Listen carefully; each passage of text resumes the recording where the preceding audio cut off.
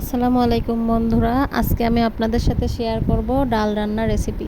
তো ডাল রান্না করার জন্য আমি চুলার উপর গরম পানি দিয়ে এর মধ্যে ডাল দিয়েছি। ডালটা দেখুন কত ভালোভাবে ফুটছে। ডালটাকে আমি ঢাকনাতে ঢেকে কিছুক্ষণ সিদ্ধ করে নেব।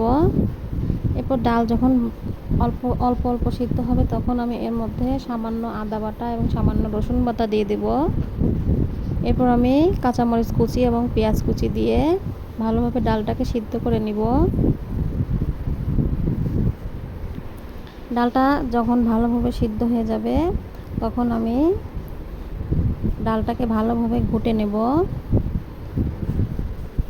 ঘুটনির সাহায্যে আমি ডালটাকে ভালোভাবে ঘুটবো। ডাল যত ঘোটা হবে তত ডালের স্বাদ বেশি হবে।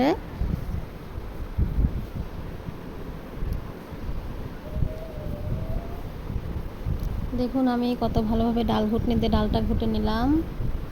এরপর আমি সামান্য হলুদের গুঁড়া এবং স্বাদ অনুযায়ী লবণ অ্যাড করে দেব।